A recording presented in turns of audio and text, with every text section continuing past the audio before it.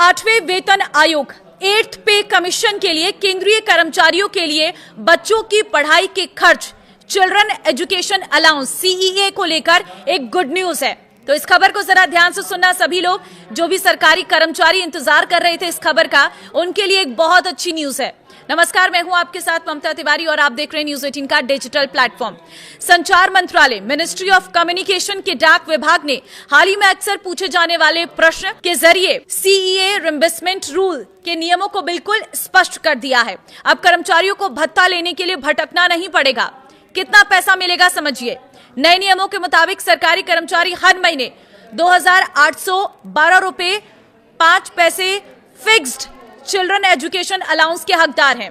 वहीं अगर बच्चा हॉस्टल में रहकर पढ़ रहा है तो हॉस्टल सब्सिडी के रूप में 8,437 रुपए 5 पैसे प्रति महीने मिलेंगे।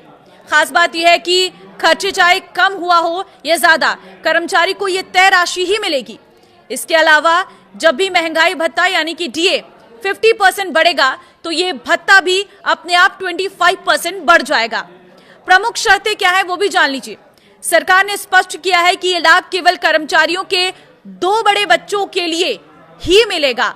यदि पति और पत्नी दोनों सरकारी कर्मचारी है तो केवल एक ही व्यक्ति इस भत्ते का दावा कर सकता है, दोनों नहीं कर सकते हैं। और इसके लिए बच्चे का किसी मान्यता प्राप्त संस्थान में पढ़ना अनिवार्य है। तो इस बात को आप जरा गौर करना। रिम्बर्समेंट का दावा साल में केवल एक बार वित्त वर्ष खत्म होने के बाद किया जा सकता है।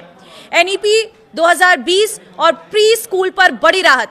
नई शिक्षा नीति NEP 2020 लागू होने की वजह से अगर किसी बच्चे को कोई क्लास दोबारा पढ़नी पड़ रही है तो सरकार इसमें एक बार की विशेष छूट दे रही है।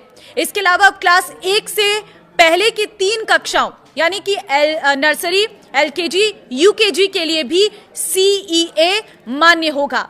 ये नियम शैक्षणिक वर्ष 2023-24 से प्रभावी है। NEP 2020 और प्री स्कूल पर बड़ी राहत। नई शिक्षा नीति लागू होने की वजह से अगर किसी बच्चे को कोई क्लास दोबारा पढ़नी पड़ रही है तो सरकार इसमें एक बार की विशेष छूट दे रही है। तो देखिए, आपको ये भी जानकारी दे दें कि सरकार ने ये भी साफ किया है कि यदि कोई कर्मचारी छुट्टी पर है या सस्पेंशन है उसका, तब भी उसे यह भत्ता मिलता रहेगा।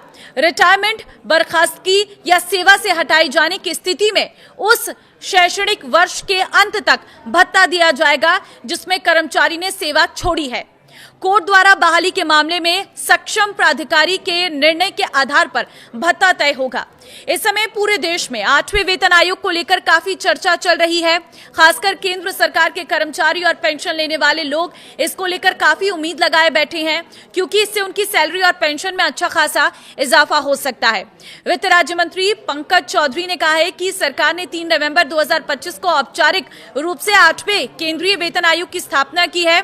उन्होंने आगे कहा है कि आयोग को सरकारी कर्मचारियों की सैलरी, केंद्रीय सरकारी कर्मचारियों की सैलरी, भत्ते और पेंशन पर अपनी सिफारिशें रिपोर्ट पेश करने के लिए 18 महीने का समय दिया गया है। ये संसद में उनके द्वारा कहा गया था। तो फिलहाल ये एक अच्छी खबर है उन लोगों के लिए जो सरकारी कर्मचारी हैं। उन्हें जो है अपने बच्चों के लिए कितना अलाउंस मिलने वाला है उसके बारे में ये पूरी जानकारी जो है वो इस वक्त निकलकर सामने आ चुकी है।